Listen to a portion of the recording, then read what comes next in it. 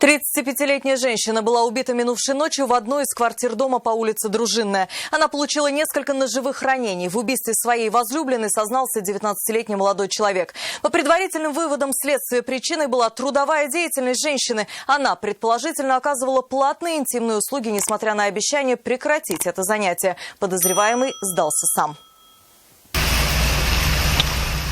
Скорую и полицию вызвал предполагаемый убийца, 19-летний парень. Молодой человек встретил стражей порядка у порога квартиры. Он, по версии следствия, пришел в гости к знакомой 35-летней женщине, которая, по предварительным данным, оказывала интимные услуги. Между ними были отношения, и причиной убийства, скорее всего, стала ревность со стороны юноши. Молодой человек неоднократно просил женщину перестать оказывать интимные услуги.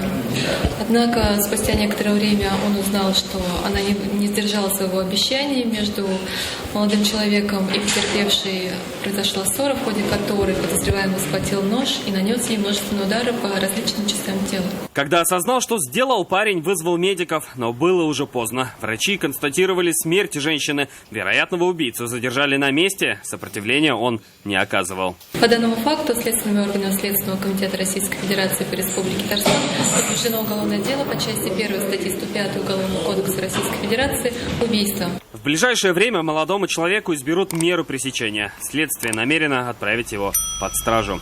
Салават Ухмадуллин, Айрат Назипов, Константин Бушуев, Вызов 112. Вызов 112 – это главные происшествия Татарстана. Смотрите на нашем сайте и на YouTube-канале ТНВ. Подписывайтесь!